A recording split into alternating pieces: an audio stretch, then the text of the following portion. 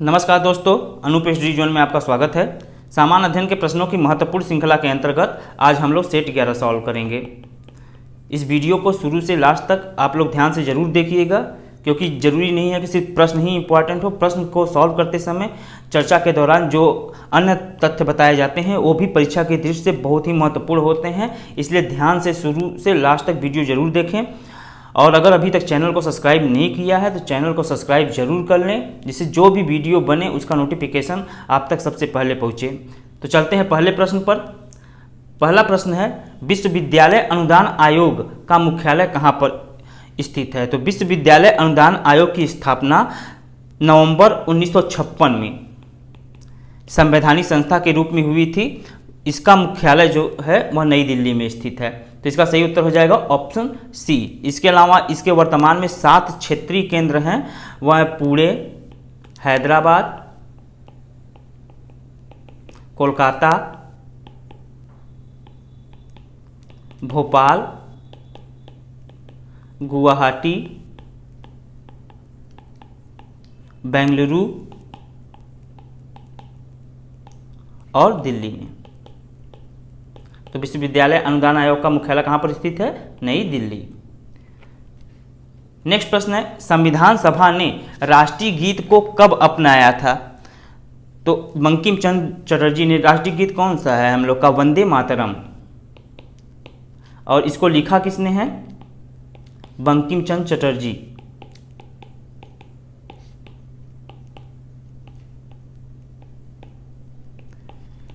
इसको संविधान सभा द्वारा 24 जनवरी 1950 को राष्ट्रीय गीत के रूप में अपनाया गया था। तो इसका सही उत्तर होगा कौन? Option A.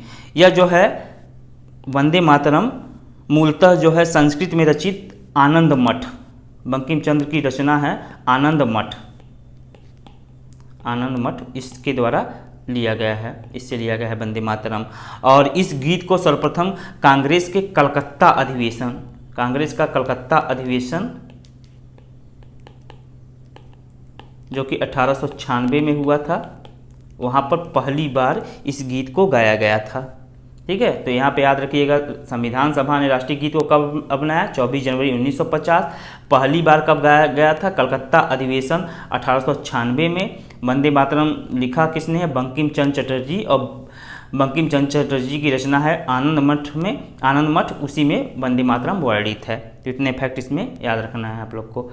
नेक्स्ट प्रश्न है, भारत के संघ लोक सेवा आयोग का गठन निम्नलिखित में से किस अनुच्छेद के अंतर्गत किया गया था? तो अनुच्छेद 315 के अंतर्गत संघ और राज्यों के लिए लोक सेवा के आयोग का गठन का प्रावधान है। तो इसका सही उत्तर होगा ऑप्शन ए। अनुच्छेद 315 के अंतर्गत संघ और राज्यों में लोक सेवा आयोग का गठन किया जाता है। और अनुच्छेद 316 के अंतर्गत संघ लोक सेवा आयोग के सदस्यों की नियुक्ति, उनकी पदावधि, और अनुच्छेद 317 में लोक सेवा के आयोग के किसी सदस्य को जो है हटाए जाने और निलंबित किए जाने की प्रक्रिया, और अनुच्छेद 320 में लोक सेवा आयोग के कृत्यों का उल्लेख किया गया है। जबकि अनुच्छेद 320 की बात करें तो वहीं लोक सेवा आयोग के कार्य।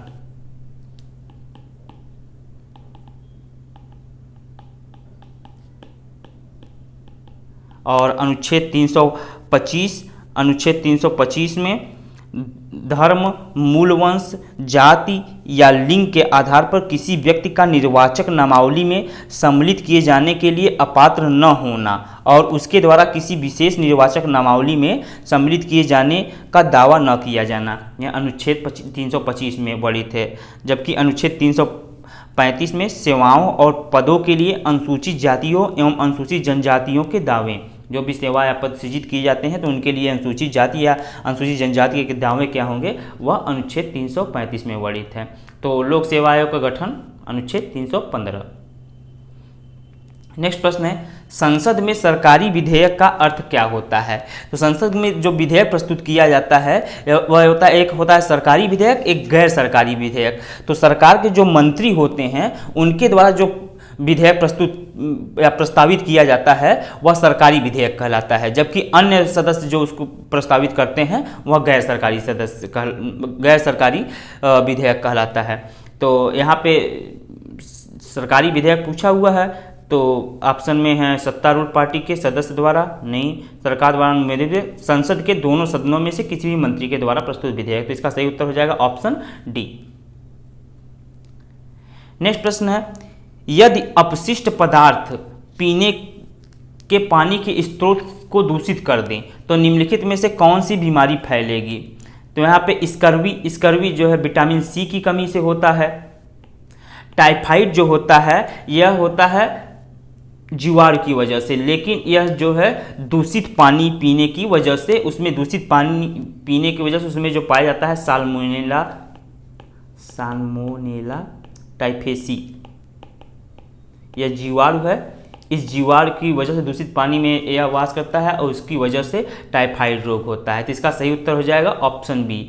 जबकि मलेरिया होता है मच्छर की वजह से, मच्छर में पाए जाने वाले परजीवी की वजह से, और एनीमिया जो होता है वह उसके एनीमिया के कई कारक हो सकते हैं। एनीमिया आयरन की डिफिशियंसी, आयरन डिफिशियंसी जो है एनीमिया आयरन की वजह से हो सकती है, और विटामिन B9 की वजह से भी हो सकती है, विटामिन B12 की वजह से भी हो सकती है, और एनीमिया जो है वंशानुगत भी हो सकती है। इसके बारे में हम लोग चर्चा कर चुके हैं पहले वाले सेट में।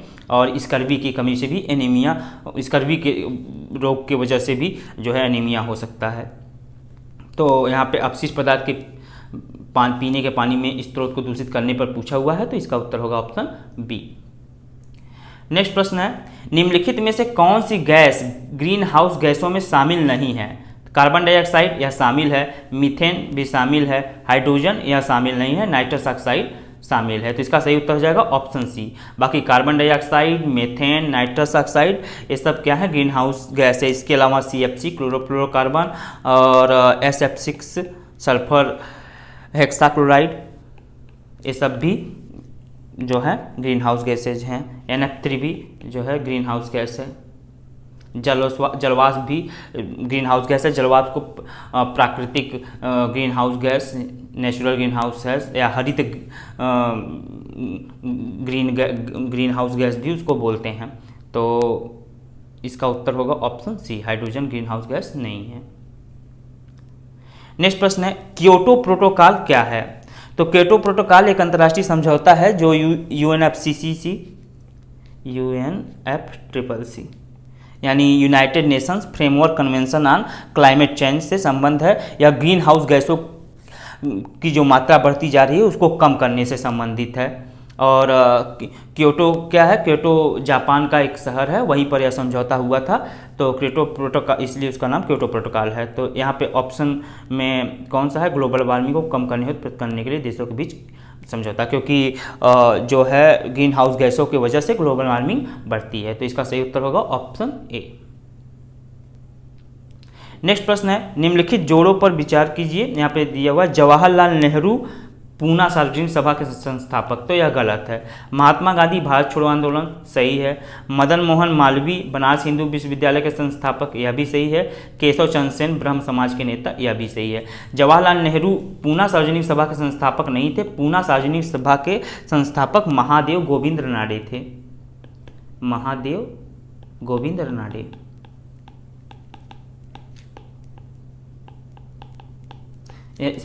इसमें पहला नहीं सही है, बाकी 2, 3, 4 सही है। तो इसका सही उत्तर हो जाएगा ऑप्शन डी।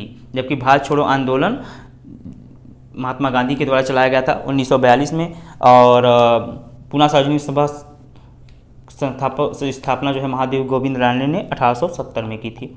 और बनारस हिंदू विश्वविद्यालय की स्थापना 1916 में मदन मोहन मालवीय के द्वारा की गई थी।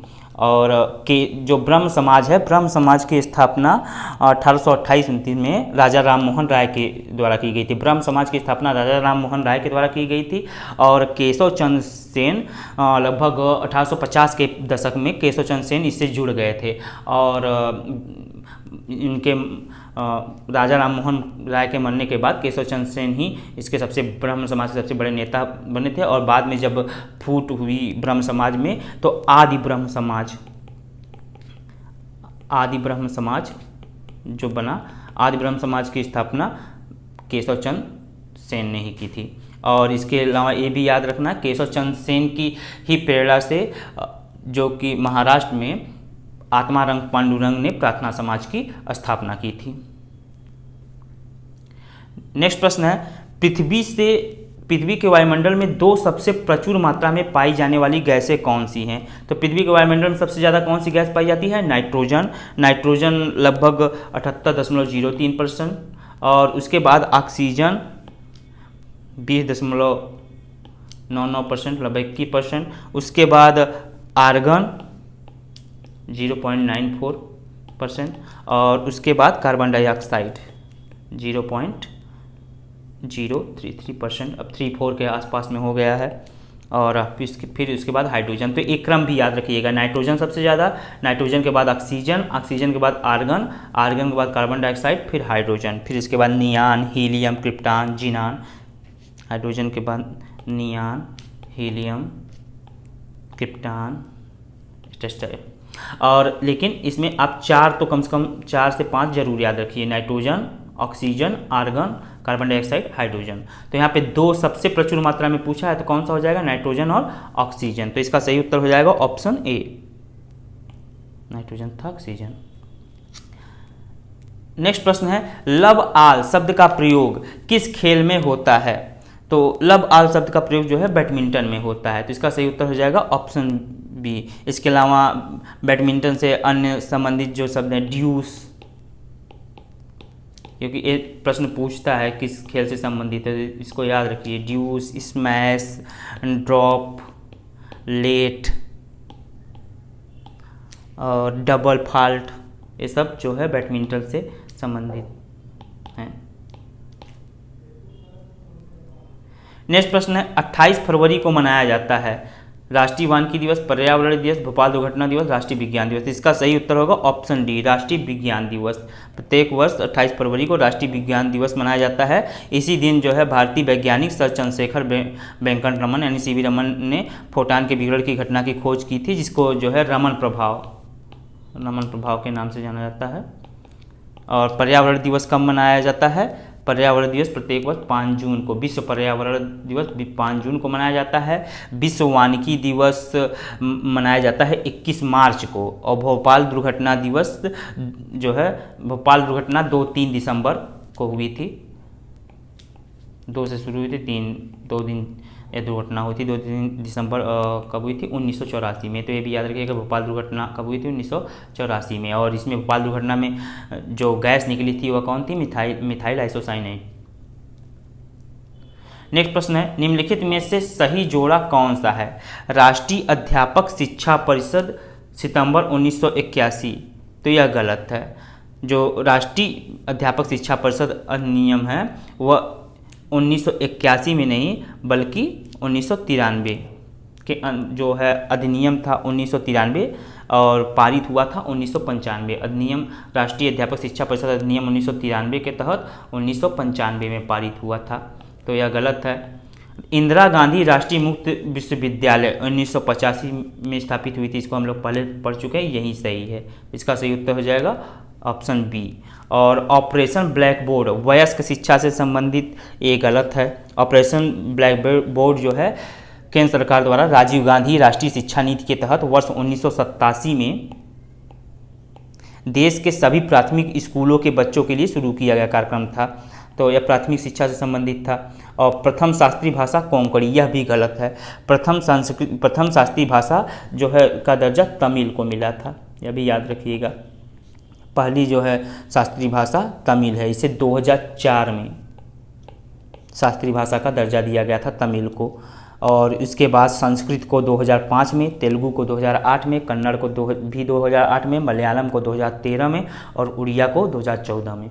तो इसको याद रखिएगा। पहली शास्त्रीय भाषा तमिल 2004 में, ऑपरेशन ब्लैक बोर्ड प्राथमिक शिक्षा से संबंधित 1987 में। नेक्स्ट प्रश्न है, किस वर्ष विश्वविद्यालय अनुदान आयोग को संवैधानिक दर्जा दिया गया था? तो विश्वविद्यालय अनुदान आयोग की स्थापना हम लोग पढ़ चुके हैं कि इसकी स्थापना 1956 में की गई थी, 1953 के अधिनियम के द्वारा की गई थी। 28 दिसंबर 1953 को हुई थी इसकी स्थापना विश्वविद्यालय अनुदान आयोग की, 28 दिसंबर 1953। में की गई थी, और इसको संसद अधिनियम के द्वारा जो है संवैधानिक दर्जा 1956 में दिया गया था। तो इसका सही उत्तर हो जाएगा ऑप्शन ए। इसमें मिलान करना है। नेक्स्ट प्रश्न में आउटपुट डिवाइस, इसमें आउटपुट डिवाइस कौन सा है? प्रिंटर, यानी ए में हो जाएगा 3। एमएस डॉस क्या है? एमएस डॉस सिस्टम सॉफ्टवेयर होता है, तो बी में 4।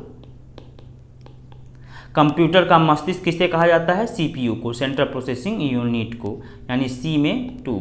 और कंप्यूटर का जनक चार्ल्स बेबेज, तो डी में 1, यानी 3 4 2 1, 3 4 2 1। तो इसका सही उत्तर हो जाएगा ऑप्शन सी। नेक्स्ट प्रश्न है जैव पारिस्थितिकी सबसे समृद्ध है उष्णकटिबंधीय क्षेत्र में, ध्रुवीय क्षेत्रों में, शीतोष्णकटिबंधीय क्षेत्रों में, महासागरों में। तो जो जैव पारिस्थितिकी सबसे समृद्ध उष्णकटिबंधीय क्षेत्रों में पाई जाती है, तो इसका सही उत्तर हो जाएगा ऑप्शन ए।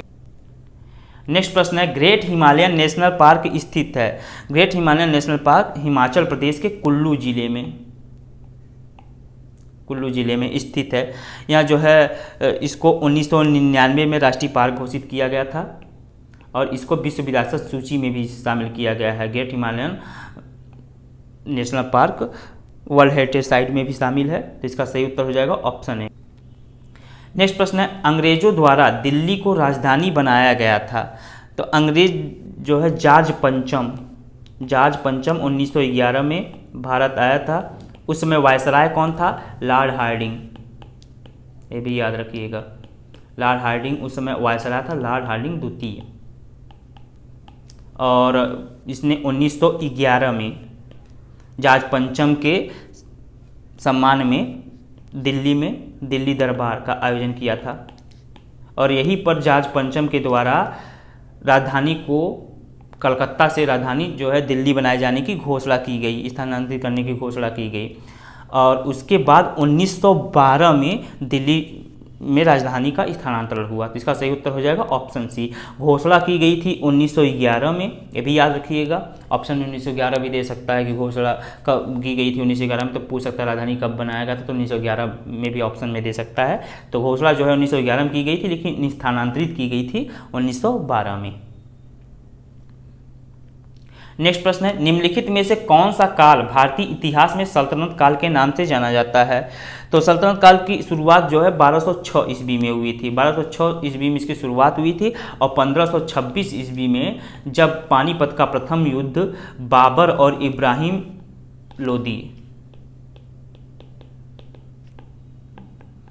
लोदी के बीच युद्ध हुआ था, तो इब्राहिम लोदी मारा गया था। यह भी प्रश्न हम लोग कर चुके हैं कि इब्राहिम लोदी दिल्ली सल्तनत का पहला ऐसा सुल्तान था जो युद्ध में मारा गया था। तो इसके बाद ही दिल्ली सल्तनत की जो है दिल्ली सल्तनत का अंत हुआ। तो दिल्ली सल्तनत जो है सल्तनत काल कब से कब तक चला? 1206 से 1526 ईस्वी तक। इसका सही उत्तर होगा ऑप्शन बी। नेक्स्ट प्रश्न है कर्क रेखा भारत के कितने राज्यों से होकर गुजरती है? तो कर्क रेखा भारत के 8 राज्यों से होकर गुजरती है। कौन कौन सा?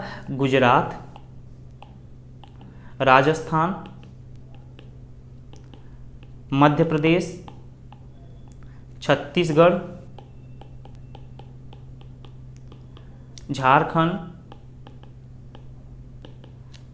पश्चिम बंगाल, त्रिपुरा तथा मिजोरम। इन 8 राज्यों से होकर गुजरती है। गुजरात, राजस्थान, मध्य प्रदेश, छत्तीसगढ़, झारखंड, पश्चिम बंगाल, त्रिपुरा और मिजोरम। तो इसका सही उत्तर हो जाएगा ऑप्शन बी। इसके अलावा कर्क रेखा से एक फैक्ट और याद रख सकते हैं। कर्क रेखा जो है माही नदी या कर्क रेखा को 2 बार काटती है। नेक्स्ट प्रश्न है निम्नलिखित में से कौन सा एक बांध भागीरथी नदी पर बनाया गया है? भाखड़ा नांगल बांध सतलज नदी पर है। उकाई बांध ताप्ती नदी पर है। इनको भी याद रखते जाइएगा। भाखड़ा नांगल सतलज नदी पर, उकाई बांध ताप्ती नदी पे, नागार्जुन बांध किसड़ा नदी पर, और टिहरी बांध है यह उत्तराखंड में भागीरथी नदी पर है। तो इसका सही उत्तर हो जाएगा ऑप्शन डी। नेक्स्ट प्रश्न में मिलान करना है। दीने इलाही कौन चलाया था? अकबर, तो ए का हो जाएगा 4। दास वंश से संबंधित कौन है? कुतुबुद्दीन ऐबक, बी में 1। साइमन कमीशन कब आया था? 1928 में, सी में 2। औषधि चरक जो है औषधि से संबंधित हैं, तो डी में 3, यानी 4, 1, 2, 3। इसका सही उत्तर हो जाएगा ऑप्शन सी। नेक्स्ट प्रश्न है, किस संविधान संशोधन द्वारा संपूर्ण प्रभुता संपन्न लोकतंत्रात्मक गणराज्य के स्थान पर संपूर्ण प्रभुता संपन्न समाजवादी पंथनिरपेक्ष लोकतंत्रात्मक गणराज्य, यानी समाजवादी और पंथनिरपेक्ष जो है किस संविधान संशोधन द्वारा जोड़ा गया है संविधान में? तो यह जो है समाजवादी और पंथनिरपेक्ष 42वें संविधान संशोधन के द्वारा संविधान में जोड़ा गया है, तो इसका सही उत्तर हो जाएगा ऑप्शन ए। नेक्स्ट प्रश्न है, रेनबो क्रांति संबंधित है, तो इसको रेनबो क्रांति या इंद्रधनुषीय क्रांति हिंदी में, या जो है सभी प्रत्यक्ष या अप्रत्यक्ष रूप से जो भी देश के किसी क्षेत्र में विभिन्न क्रांतियां चलाई गई थी उनको एक साथ लेकर चलने से संबंधित है। तो यहाँ पे इसका उत्तर हो जाएगा कृषि एवं संबंधित क्षेत्रों के समग्र विकास से, तो इसका उत्तर हो जाएगा ऑप्शन ए। नेक्स्ट प्रश्न है, 1972 में प्रारंभ की गई गारंटीड रोजगार योजना सर्वप्रथम प्रारंभ की गई थी। तो वर्ष 1972 में जो गारंटीड रोजगार योजना शुरू की गई थी वह 1972-73 में महाराष्ट्र सरकार ने लागू किया था। महाराष्ट्र सरकार ने संविधान में वर्णित काम के अधिकार को महत्व देते हुए यह योजना लागू की थी। वर्तमान में यह योजना महात्मा गांधी राष्ट्रीय ग्रामीण रोजगार गारंटी अधिनियम में शामिल कर लिया गया है, तो इसका सही उत्तर होगा ऑप्शन सी।